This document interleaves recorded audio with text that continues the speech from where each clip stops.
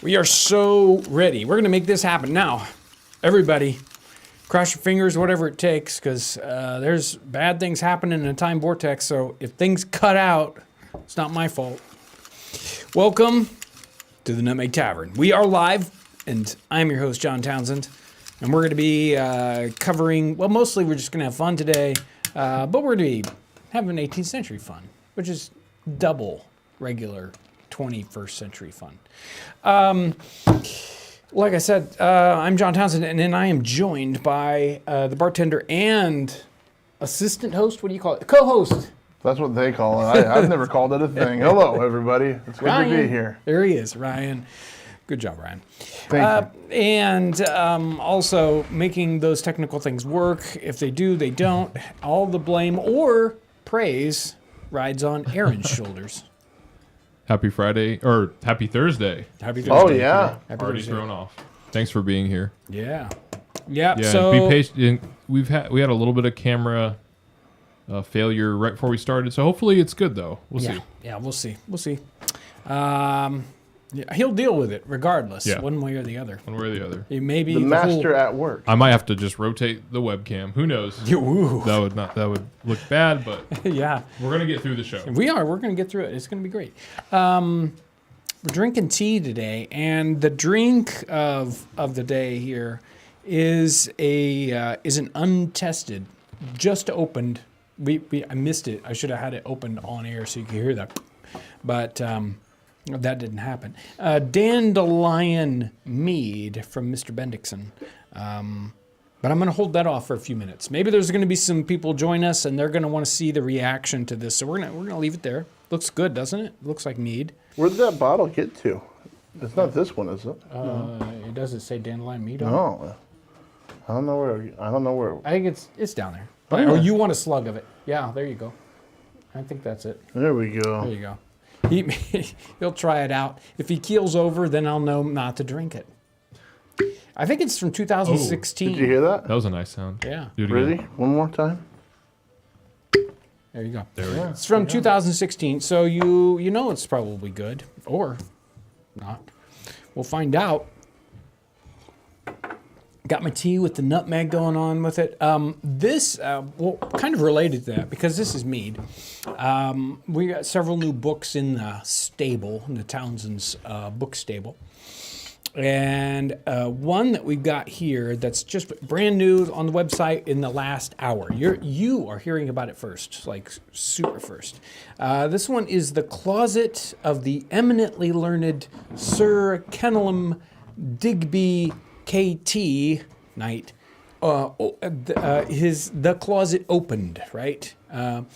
Whereby is discovered several ways of making metheglin, which is mead, kind of spiced mead, cider, cherry wine, etc., together with excellent directions for cookery, and as also for preserving, conserving, candying, again, etc., from 1669. So this is a cookbook from the 17th century, and it's a very interesting cookbook.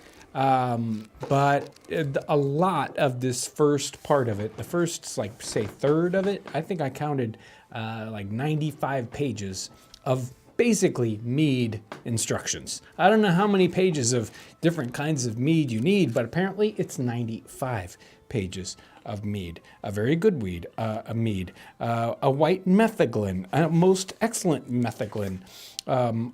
Let's see, there's hydromel, which is also a kind of metheglin or a mead. Why they needed 14 different words for mead, I don't know. But that's what we got for meads.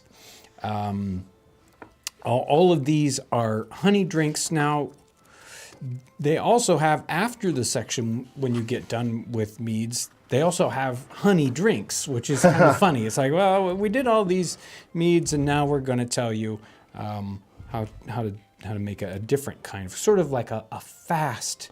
So meads take quite a while to get to where they need to be, months, like a wine or something. But they also have a fast fermented honey drink, which I'm pretty sure we're going to do one of these as a as a cooking episode. But I thought this one was fun. This is how to make ale drink quick. And when I first read that, I said, is that like to make it, rapidly mature? But no. When small ale hath wrought sufficiently, so fermented, it's drawn into bottles, but first put into every bottle 12 good raisins of the sun split and stoned. Then stop up the bottle close and set it in sand or gravel, or a cold dry cellar. After a while, this will drink exceedingly quick and pleasant. Likewise, take 6 wheat corns and bruise them, put them into a bottle of ale. It will make exceedingly quick or stronger. So they're talking about it being effervescent. So it's how to make these very, very carbonated. So that's what quick is carbonated. So it sounds like we're going to get some fun episodes. You did a cooking episode out of this. Which one was it? Yeah, we just filmed it yesterday. It was the Nourishing Hashi. Oh, yeah. Yeah. That's right. Well, one of the things I love about that cookbook, out of all the cookbooks, that cookbook has titles that are trying to market themselves. Definitely. Very good titles. It's very exciting to read it. And it is although it's a 17th century cookbook, it's been redone in the 19th century, so it's very, very readable. But they didn't correct things like, now I think they did correct all the F's and S's, so it isn't hard to read that way. But they didn't correct the spellings, and so the spellings are everywhere. I mean, you're just like reading a recipe and the word's spelled 3 different ways in the same recipe. Right. So it's just great. That's if you were not a great speller, then you really need to live in the 17th or 18th century, because nobody looks down upon you then. It's what everybody does. So how do you pronounce that guy's name? It's Kennelme. Kennelme? I think that's what I said. I was really nervous that I was going to say it the wrong way in the video. I don't know. It's Kennelme Digby, right? We'll just call him Sir Digby. Yeah, right. Sir Okay. Digby. So, okay, I think it's ready. It's time. I think it's time. This mead is it's breathed appropriately. Opened up for you. Yeah. The air has gotten in there, a little oxygen. Yeah, it's got a nice color. What do you think? You say you're having it in the parlor? No, a okay. pallor. It's it's got a definitely got a honey smell to It it. smells like honey and vinegar. Well, then it must be good. Honey and vinegar. Well, let's find out. It definitely has a vinegar note in the scent, but I don't detect any of that in the drink. What do you think in the actual? Yeah, not a whole lot. I feel like there's a little bit of sour that comes after the sweetness, but not much. Yeah. And it's not too sweet. Most meads are too sweet for me. Right. This is not super sweet. No. Now, do we get any dandelion in there? Not. I mean, it's been a while since I've eaten dandelions, so I don't know. That would be like a million years for me, because I don't eat dandelions. Yep. It's good. It is. It's very good. I don't know if I could say, man, I've got a dandelion thing, but I do get a floral thing. Oh, right? okay. So. I don't know. A floral thing. And I love how smooth mead feels. Yeah, it's got that honey thing going on. It does. I like it. Very nice. We do have some ordinary cooking in here, some pottages. You don't see the term pottage showing up a lot in the 18th century cookbooks, but here in the 17th century, we're talking about them as pottages, barley and stewed pottage, and a good English pottage, another pottage. So, we've got lots of similar. I thought this was fun. Remember we did coffee eggs? Yeah, I loved them. Tea with eggs. All right. But it's not, quite the same. It's like you make your tea up, and then you take the yolks of new laid eggs. Make sure they're new. Don't be, Sure. week old eggs. You don't want that. Beat them very well with much fine sugar as is sufficient for the quantity of liquor, which, how would I know? But whatever it is, it should be sufficient. When they're well incorporated, pour your tea upon the eggs and sugar and stir them well together, and so drink it hot. Yum. So it's like hot tea with eggs in it. Maybe like egg drop soup, but with tea instead of soup. What kind of tea would you use, John? If you were going to try it, like off the top of your head. Just the plain black tea. That's where I would start with this. I wouldn't go crazy with anything else. You can go crazy later on, but first start with good strong black tea. Yep. Nourishing broth. A sauce for horseradish. I'll bet. I read that one. Did you? I was all over that one. I figured it's like, that's one for Ryan. So me, I'm not, like super horseradishy, but sounds like fun. I think that it's a neat looking sauce too. It really is. Yeah. We should. Yeah, definitely try it have out. just a little bit of sugar. Not so much as to be tasted, but to quicken the taste of the other. So they're really paying attention to flavors and talking about that in this. A lot of cookbooks don't do that. Hotchpotch. Did we do a hotchpotch before? I think we talked about it. We talked about it. I don't think we did it. Right, that's right. So can't. I like in this cookbook too. They do a lot of. Excuse me, as I pour another.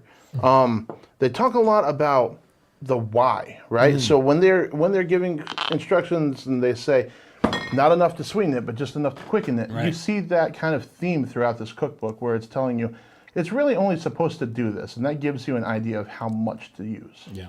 So it's definitely a very different cookbook from a lot of the ones that we've got, and you'll probably see it being used several times here in the next couple of months. If we get to do any cooking episodes, I think we're going to be on that homestead doing stuff like really soon. Although right now, I was walking out there earlier this morning and I felt like I needed hip boots. It's just so wet right there. And, Yeah. we're on clay, so the water doesn't go anywhere. It just bloop, right there it is, and you just walk through it. So what do you think, Ryan? Well, I've been talking more than I've been looking at this, but we can start off with some super chat stuff, and I've got a couple of chat questions. Excellent. So, super chat. Heather Torrey is in super chat. Greetings to you in the 18th and 21st centuries. Enjoy the mead. Max, you're cool in super chat. John, you are sporting a fine outfit. Oh yeah. Looking good. So it looks a little purpler on the screen, but it's just blue. Yeah, the light and the camera kind of. And then there's a lot of red around you. Yeah, that must be Yeah. it. I look purpley, but it's not really. Well, It's all right. you look good, John. Yeah, I'm thinking like I'm the Joker or something here. Question about the salt pork. What was the liquid you poured in the barrel? Was it just water? It was a brine solution. So if you go back to the early salt pork episode that we did 9 years ago, I don't know how many years ago was it. More than that. So a long time ago, we did the salt pork episode, and we kind of go through that step by step and tell you exactly what the brine solution was. In our current salt pork one, it was a bit more of a documentary about what they're doing with salt pork, not how to make it, but we still wanted you to see all the steps. Okay, and then this is a longer one, so just a second. This is a question about the video we posted already today. Okay. It's about the Long Hunter video. Would they carry advanced medical supplies with them since they would not have access to a doctor? No, they would not. There's a section in Colonel Smith, right? And he's coming back out of the wilderness. He's got with him not his servant, but somebody else's servant, and that's it. It's just him and this other person. And all he steps on this sort of, like a stick or root that's coming up out of the ground that's super sharp, and he gets this stuck in his foot, and he's instantly lame. He can't go. Here they are in the deep wilderness, not a safe place to be, and he is totally lame, and all he has is an awl for making moccasins, his scalper knife, or his his hunting knife, and a bullet mold.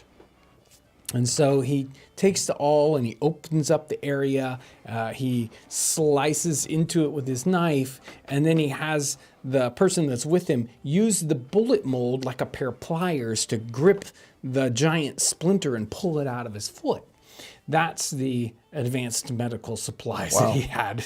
And it's great because he describes the entire thing for us, telling us exactly what he had to do. And then he still had to wait a week, 2 weeks before he could really walk on it.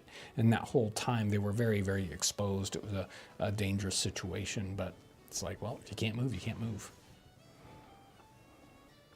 Okay, so if we want, I know that you've got a couple of other things prepared. Sure. This is a live stream where we're hoping to get a lot of questions to answer, so you guys can fire them in there, and we'll start storing them up. We can get to them in a little while. We'll call it a virtual ask any question kind of a thing. I mean, Any question? you can ask anything. I'm not promising that I will answer every question, but now's your chance. You can just go crazy. So, I'm going to start making up questions that I've wanted to ask. So, John, tell me about. No, I mean, SL38. He asked the question. Oh boy.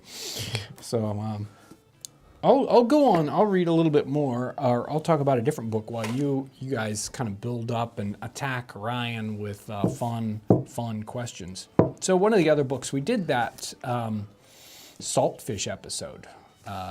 That's done really, really well. Another one of those kind of mini documentary ones that we've been experimenting with, having a lot of fun. I get to do some nice deep research, and then we kind of prepare that. Interesting way to give a little bit more deeper information on a topic than we generally get to do on a YouTube episode. I'm pretty sure that this one was part of my research. If it wasn't, it was one that was very similar.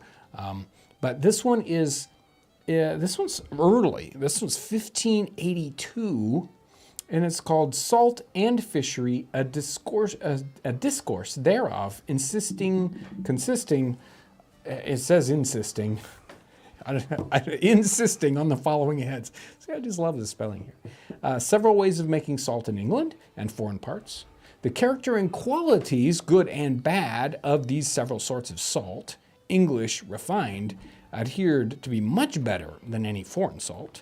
The catching and curing and salting of the most eminent or staple sorts of fish for long and short keeping, the salting of fish, the cookery of fish and flesh, extraordinary experiments preserving butter, flesh, fish, fowl, fruit, roots, fresh and sweet for long keeping, the case and suffering of salt workers, and a proposal for their relief and for the advancement of fishery, the woolen, the tin, and other diverse manufactories. So it's not a giant book. I mean, it's 160 pages, but it's just chock full of great information. A lot of it on salt. Now we have our other salt book. I don't know. I usually have one lying around here, but don't know. Anyway.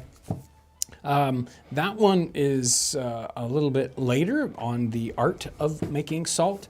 This one's earlier, and you can see that they're willing to write books all about salt. We don't have too many books about salt, except for possibly books about how salt will kill you.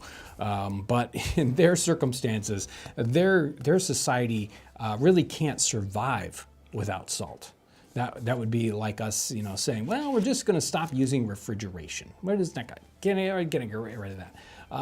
They needed salt for that kind of same reason. And this book's got a lot of different things, including some cookery items in it. Here's a narrative of the ill manner of making red herrings at Yarmouth.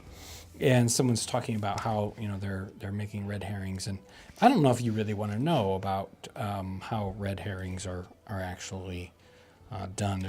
There's a reason why he calls it the ill manner. It's not very pretty. It's not a pretty situation. The fish, let's just say it's not. It doesn't sound very wholesome when it gets done. How to preserve butter fresh for long keeping. Make a brine, as before described, or prescribed.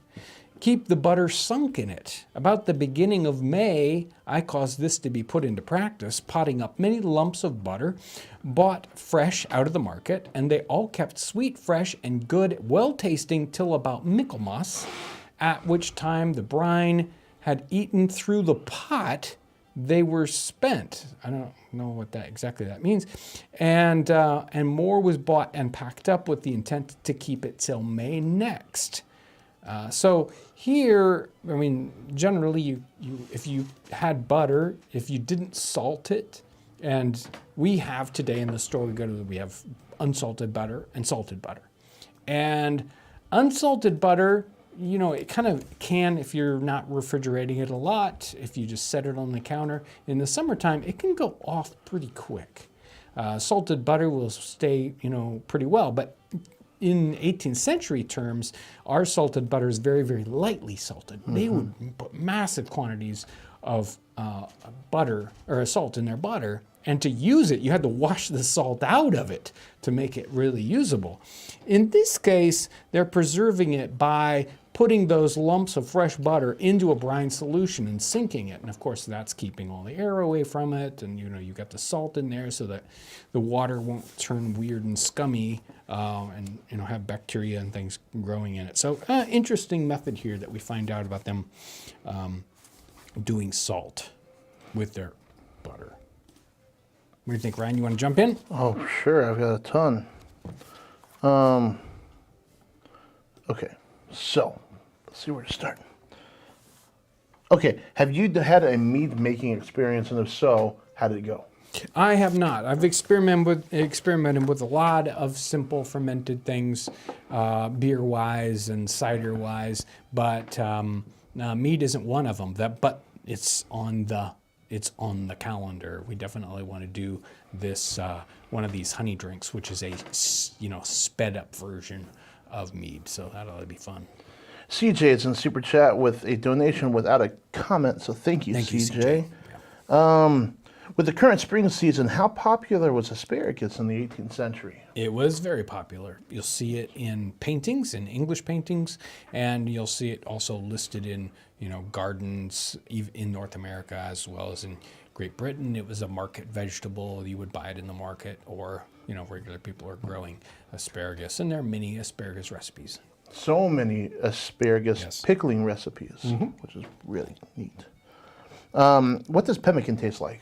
What does pemmican taste like? Well, it's not like, woohoo, we're all gonna eat pemmican. It's not that. It's not that at all. Because it's like 50% waxy fat.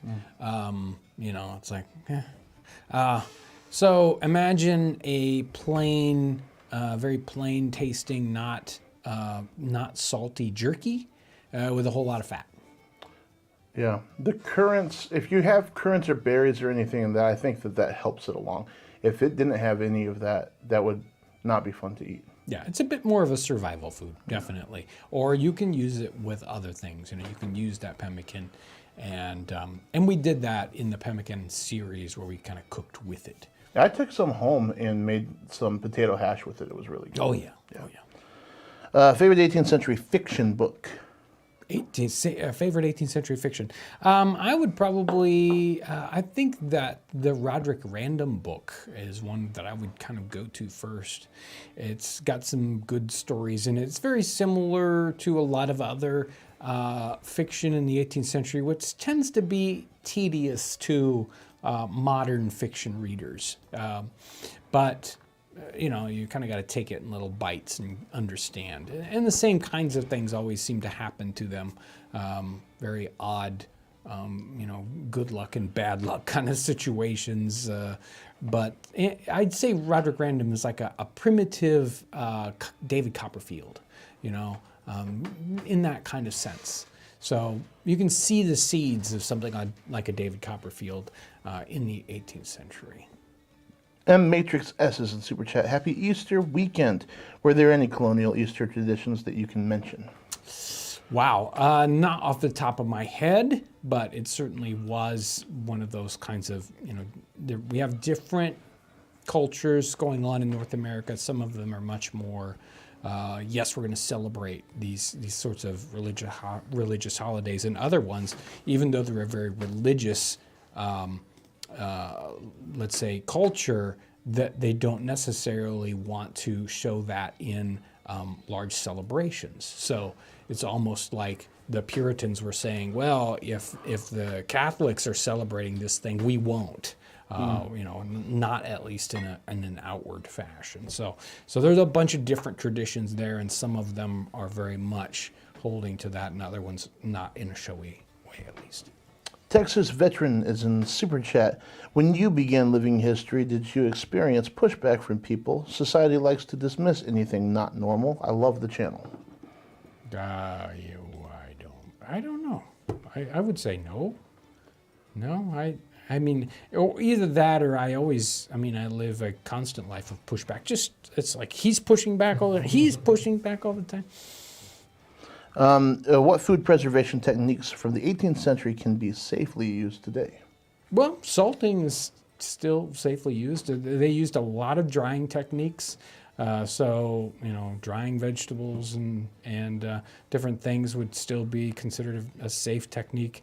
I want to, and I was hoping to, but it didn't happen, do some drying of, say, like pumpkin, which sounds really interesting, and some other ones. Salting, drying, I don't know if some of these fermenting techniques are pretty, like, okay, you might survive that. I'll read some of these other ones here in a little bit too. It's like, these extraordinary experiments. They sound pretty extraordinary. But you want to bake a pie and leave it on a shelf and eat it in a month? I don't think so. No, I wouldn't. Yeah, that's probably good. I've had my share of botulism. I just won't do it. Do y'all have another show at the log cabin in the plans? Lots. We just did what was the name of the one we did with the dumplings? Yeah, the food shortages. Right, the food shortage episode that was just... Oh, no, not food shortage. Food prices. Yeah, yes. Food prices. Yeah. Yes. So that we shot in the cabin. And you'll see the cabin a lot this summer. Any specific episodes planned for the new remote live stream capability possibilities? Look at that. So people are sneaking this in. We're going to go ahead. We'll talk about this. So, should we talk about our major... Should we hint at it? Yes, Oh, yeah. we should. Yeah, and Get the hype going. we're saying this with in parentheses the word possibilities. Why? Why is it a possibility? Well, what could go wrong? What could possibly go wrong? We are What can go wrong will. So finally, out at the location where the German kitchen is, and almost where the cabin is, we now have high-speed internet enough that we can bring the 21st century to the 18th century and do a live stream at the German kitchen location. So we did a little test. It'd be great to see some clapping applause hands in the chat. We did a test. I did a little test episode with the folks on Patreon where we experimented with that.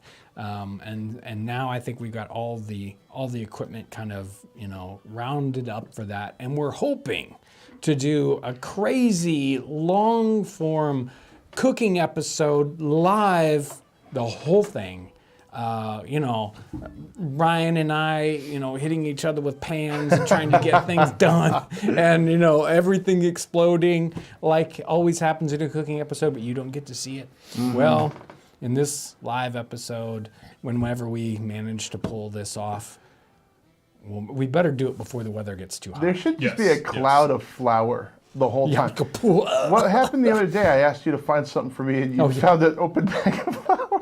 Yeah, it was like the whole giant bag of flour. You just made a good point, though, about doing it before it gets too hot. Yeah, because the kitchen can get really hot in there, and then tempers can flare, if you know what I mean. You guys wouldn't want us to be miserable while we were working. No. So, yes, live stream at the German kitchen, and maybe if you twist our arms a lot, we might make something happen closer to the cabin. Look at all these beautiful applause hands in here. Thank you, guys. Yeah, it's exciting. Finally, fiber to the deep woods. Okay, what's the next one? Do y'all have another? Yeah, we got that. Okay. In the 18th century, how would they create a well? Well, I you put know, this in here on purpose. yeah. Well, how would they create it? Well, there's a book that I hope to publish about the same time that we will be doing a well episode. It ought to go well. Well, what do you know? It's called The Well Digger. and we'll take some cues out of that, but I mean, you just start digging. I mean,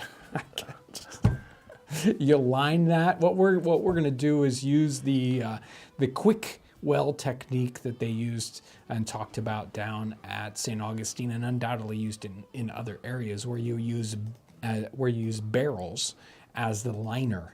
So you dig it, yay big around, and you drop barrels that have taken the heads out of them, one on top of another. You put sort of gravel around the outside of that, pack your soil in there, and boom, you've got your well ready to go. It isn't going to last a long time, but then again, when it starts to go bad, you just chuck stuff into it, use it like a garbage pit, and dig another well someplace else. I lined you up so that you could say, well, that's a deep subject. I know, I didn't do it. But somebody came through in the chat and did it before they saved us. It was good. All right. This one would probably be a very shallow subject. Right. Could you tell us about the libraries of the 18th century, please? So we just talked about, we were just in Benjamin Franklin's autobiography, and he talks about doing the first subscription library about 1730 or so in Philadelphia. His friends in their sort of little debating society created for a little while a kind of library amongst themselves where they commingled all their books into a collection. And that didn't work out just super great. They dispersed that. Their books went back to the individual owners. But Benjamin Franklin took that idea and said, let's do a subscription library. He got 50 and then 100 subscribers to come in for a certain amount of money. They purchased books and put them all in a central location so everyone could, go back and forth and use these books. Really, really interesting, and it really wasn't done before that. Everybody had, if you were a rich person, you would have their own collection of books, and if you had a collection of books, that marked you out immediately as, oh, you're one of those people, so other book people would know you. You'd come to town, they'd see, it's like, look, he has a whole crate of books. Well, come on over to my house, you can see my books, and we'll talk books, right? So that's what libraries were like. They were very, very, private, and then there became this sort of subscription thing started by Benjamin Franklin. We even see that mentioned, I think it's Peter Kalm, if I'm not mistaken, who talks about coming to town. He's coming to town in 1750 or so, and they give him the use of the library kind of free. It's like, oh, well, you're a visiting scholar. You can go ahead and use our library. And he talked about using the library. So that's kind of what libraries are like. It doesn't really, that's the start of the concept of a public library. All right, we've got something in super chat over here. From John Stapler, was there an 18th century Gatorade, like something they would drink to hydrate other than ales? Sure, you can go back in the catalog and find the Switchel episode. And we even sell Switchel, I think, down in the oh yeah, that's right, in the e-commerce section. So if you look on the website, you'll find Switchel, and you'll find the Switchel episode on YouTube where we make, I don't know, I'm not big into vinegar, but I suppose you could adjust that a little bit. But yeah, Switchel. I'm going to throw the Switchel into the chat right now. Okay, there we go. It was pretty good. Yes, I remember it. Yeah. Oh, yeah. I remember it thinking it was going to be worse than it was. Like, well, you see how much vinegar goes into it, and you're like, oh, I'm afraid of this, but it's pretty good. Yeah. Okay, let me find. Which do you prefer? Now, this question, this is a real think tank. Which do you prefer, 18th century East Coast dishes or 19th century West Coast dishes? This sounds like a trick question to me. I really don't know, and I'm not sure that I have any great ones to compare. I'm not really sure what a West Coast 19th century dish would be specifically. So this is a tough one to answer. I'd have to have some examples before I'd really go for it. But probably 18th century East Coast. Is there any other century you have thought about cooking from, and if so, why? I tend to lean closer, more to going backwards, so maybe 17th century, just because it's more different. So as we go into 19th century, we just get closer and closer to the kinds of things we, already eat. It's like, oh, this seems just like any recipe you'd find in, a 1950s cookbook. So there's not as much change between that and, going backwards and looking in things like the Digby book here, which I've already lost somehow. I don't know what happened to it. Oh, right there. Fell through the vortex. It's like, shoo, where'd it go?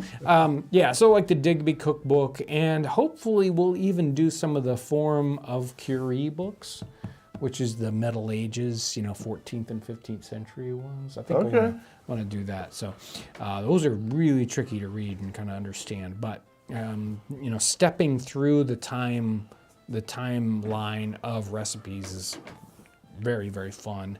And so we may do some more of that. Okay, so this is from Random Guy. I'm kind of new to your channel, but have you ever cooked with old waffle irons? And how different do they come out from modern waffle makers' recipes? You want to hand me an old waffle iron? You're probably all. Are you cool? Yes, you are. There we go. Oh! Old waffle iron. We haven't done any waffles in our waffle iron yet. We've done wafers. We've done wafers. So wafers are the little thin, cookie-like things. There it is. I know. I couldn't set it all the way down. So. We know. Reach all the way down there. Wafers, yes, and those are fun. We did wafers one type at Gunston Hall, and you can find that episode maybe somehow. I have no idea. You'll have to go get that eyeglass and hit in some fun words and see what happens. You have a lot of videos. Yeah, there's really a bunch of videos. I was trying to find an old video, and I couldn't find it. I know. It's so bad. I mean, we're probably up to easy 400, 500 cooking episodes. Yeah, we're getting close. We're getting close to 1,000 total videos. Yeah. On the page. Wow. Getting there. And I mean, that doesn't really even count live streams. No, it doesn't. Right. So there's a lot there, and it can be hard to find the content. So we did a couple. One of them I did waffles with ivy, or wafers. Sorry, wafers with ivy. The ivy ones we went by exactly as the 18th century recipes are, which is a thin batter, which is very tricky to get done. The Gunston Hall ones were a bit more like cookie dough, and those are a lot easier to do. Man, that's a blast from the past. It is. So, let me think here. They've got a lot of really great questions. Good. Okay, number one, Linda is a member, and she's in Super Chat. It just says, love y'all. Thank you, Linda. Thank you. Thank you, Linda. And then CJ is in here again. Any plans on visiting Old Sturbridge Village and or Mystic Seaport? I would love to go to either one of those places, but of course, Mystic Seaport is way up on my list. What can I say? All right, and then let me see here. Can I read a comment? Yes, please. Yeah, I gotta find it real quick. I lost it. It scrolled away from me. Great time to interrupt, Aaron. Perfect. Hey, they said they found Ryan's music recently and it's really good. Whoa! Oh, really? Thank you. Thank you very much. Been trying to trick these guys, Caleb, Aaron, and Ryan, to do a music live stream and try to take their modern sensibilities and smush them a little bit into 18th century sensibilities and just see what happens. So just see what kind of craziness happens. But they're like, if you message the channel and if you can get through to customer service or something, I'll send you some stuff. So just get a hold of us. Okay, have you ever done a show on Johnny Appleseed? Maybe as it gets closer to fall. we have not done a show on Johnny Appleseed. Which is kind of weird considering where we live. Well, you know, I think he might be a little bit more of a controversial character than we might expect. Yeah. I mean, the reason why he was planting all those apples wasn't because he thought apples were good to eat. Yeah. He thought they were good to make cider with. Yeah. A special kind of cider. Oh, I don't see what's wrong about that. Would you do episodes on Tudor's recipes? I would do episodes on anything. Yeah. Oh, really? As long as I can get it to relate to what we do. You know. You know, we should just start picking dishes from Disney cartoons and cooking those up. I think that'd be fun. You can do a couple We'd of get those. all sorts of views on them, different kinds of people. Every week I try to get to the brand new Patreon people, but unfortunately my daughter wasn't here to remind me to get those Patreon names. So sorry, Ivy, I forgot the Patreon names. We're going to have a double long list next week: Patreon, PayPal, and Townsends Plus.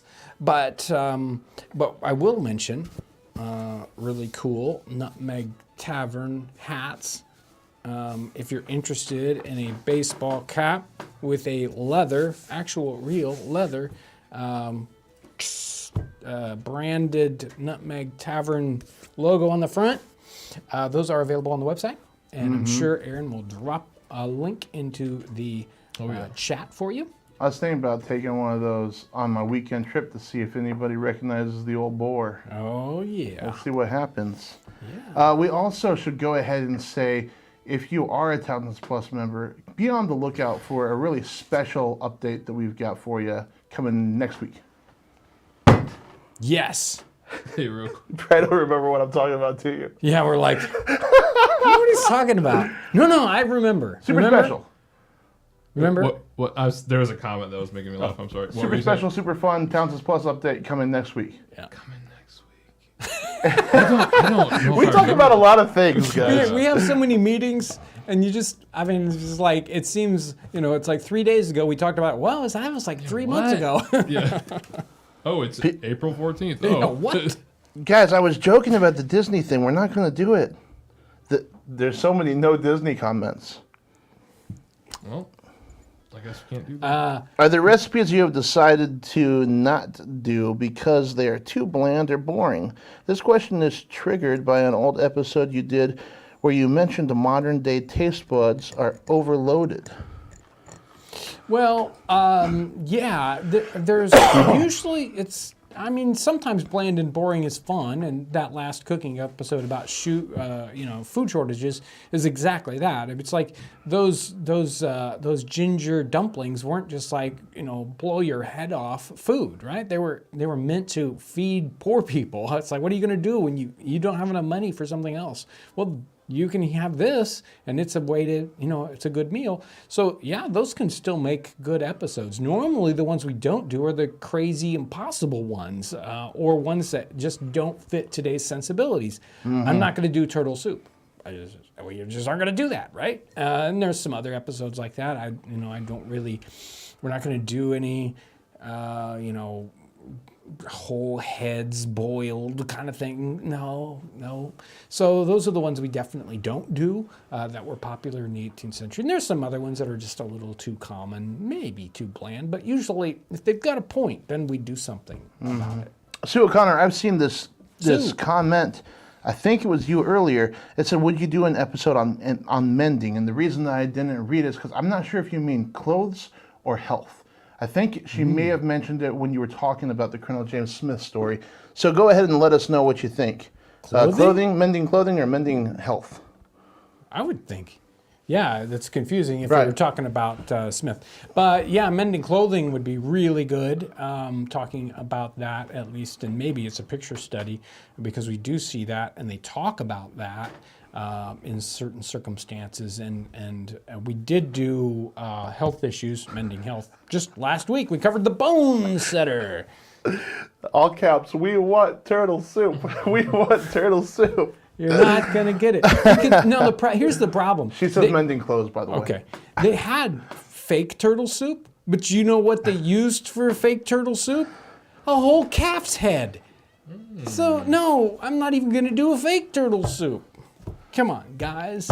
David Glenn is in Super Chat. Would y'all consider doing the video on how midges, mosquitoes, and ticks were dealt with in the 18th century? Well, We've talked about it on the live stream, but... Yeah, they complained a lot. Other than that, there's at least one reference where somebody talks about some kind of stinky salve that the Native Americans gave him to keep the bugs off. So we can look around. It's an idea, definitely. It would be a really cool picture. I'm jumping around here because of the comment section, but it would be a really neat picture study to look at types of patches and mending jobs on clothing. That would be a lot of fun. Yes. All right, Sue, we got you covered. Okay. What entertainment would be classic in the 18th century? Classic. So, does that mean like classy? I think classic. Classic. Well, what is classic? I mean, I guess Shakespeare would be classic at that point. There right? is a bit of a revival for Yeah. Shakespeare in that time period. So, Shakespeare is really early 1600s. And it kind of goes out of favor and then comes back in. There's some kind of different sensibilities, at least in England at the time, or Great Britain at the time. And they kind of flowed back into Shakespeare for a while. And so, Shakespeare was, and by then would have been sort of classic for them, which is kind of funny for us to think, it's that old. It was classic, old, ancient stuff for people in the 18th century. But I'm not sure how much of that's getting done in North America. A lot of those arts are kind of in their infancy, like how much we just do not see painting going on in North America. We have primitive portraiture, but almost no high-class painting. All that, if somebody was good at that in North America, they went to England and made all their money. The Peels and people like that, off they go to where the money is at if they're going to be an artist. So the same kind of thing, if we're going to see, maybe theatricals or whatever, it probably wouldn't be quite the same as what you would see in England. Do you have any updates on the German cookbook from Jamestown? It wasn't Jamestown, it was Winston-Salem, Old Salem. And no, we haven't heard anything about that recently. Hello, do you have anything on unclean foods in the early days of America? Unclean foods. So do they mean biblically unclean foods? Or do they mean... Yeah, it's a strange wording on that. I was wondering the same thing. So, I don't know if I would, I don't know how I would answer either one of those necessarily. So I'd have to think about that one. This is a cool idea. How about a video on the great 18th century authors?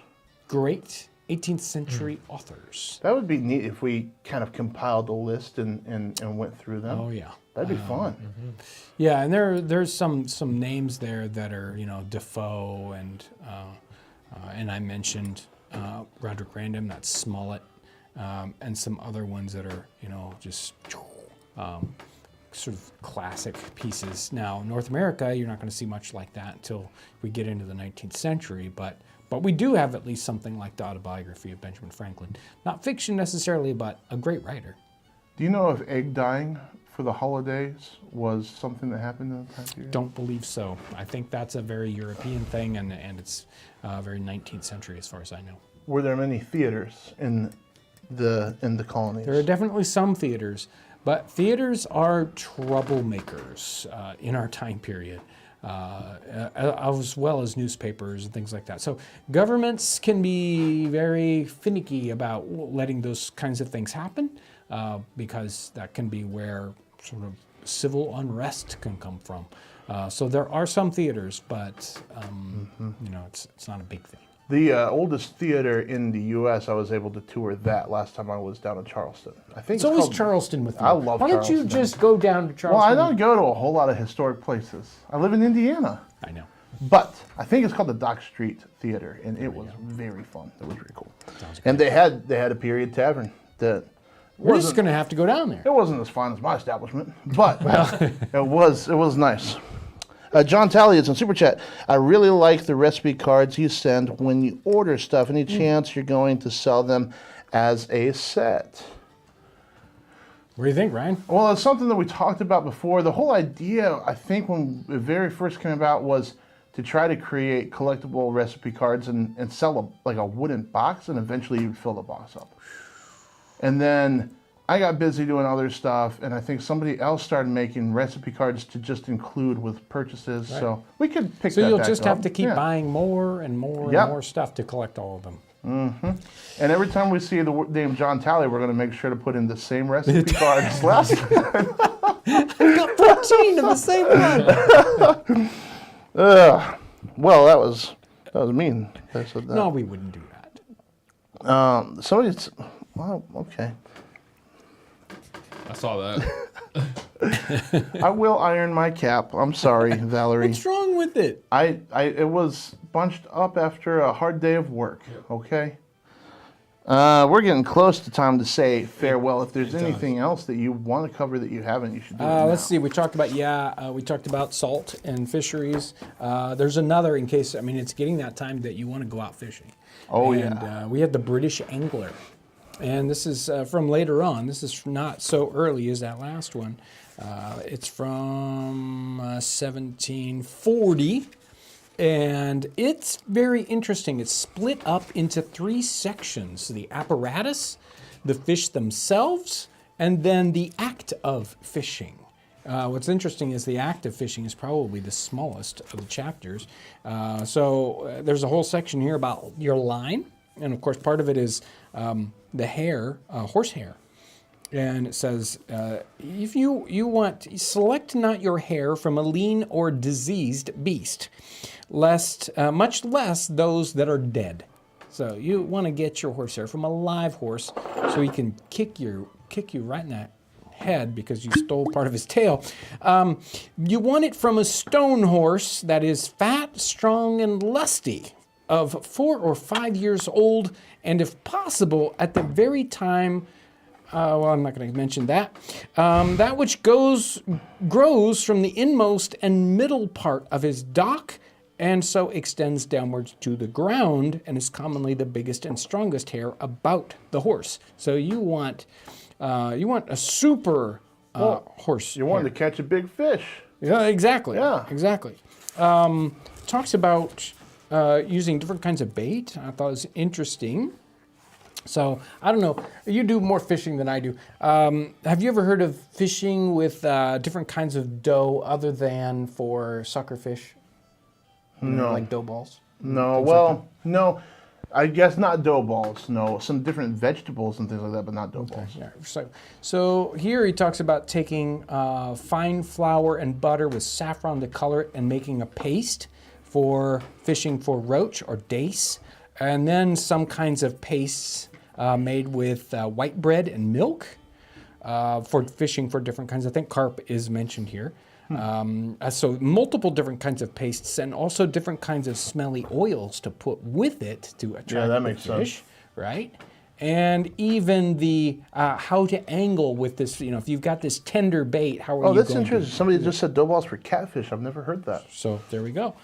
Some really interesting things in here. And this is 1740, so it's fun. This section, the second section. So that first part, which is all about the apparatus, is probably more than 1/3 of the book.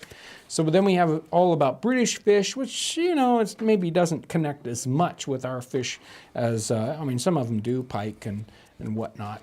And then that latter part where you get all twitchy with your fishing rod to catch all those fish. So if you're interested in fishing, or maybe you've got somebody that is a fisherman who you want to give them this fun gift of how to fish 250 years ago, or almost 300 years ago by now, you can check that book out. We've got Brandon Clark that just popped up in the super chat. It says, "Hey, y'all, love the show and everything y'all are about. Was souse meat an item in the 18th century? If so, do y'all have an episode on it?" We don't, and it was. So we'll have to try something other than soused hog face. I don't know. Another one of those that just souse something else. We're going to have to get sousy. Wow. That was painful. Have we done it? Have we gotten there? Yeah. Yes, we have. It's been an incredible Friday and a crazy week here. Not quite a week, but we get a day off every once in a while, right? Please. Feels like it's been 2. I know. It has. It has. And the weather is getting so good so fast that I'm just itching to get out there into the homestead and do some other episodes. We've got some wood episodes coming up. We've got a whole wood shoppy kind of project that we're going to be working on just as anyway. Yeah, I don't want to give it all away. You're just going to have to keep watching the channel and find out what's going on. And, of course, we got that crazy live cooking episode that we're just going to work on. That one is just, I can't even imagine it. I can't even imagine it. I don't even know we're going to survive it. So it may be the very last video we ever do. But it'll be fun regardless. That's the way that we go out. That's right.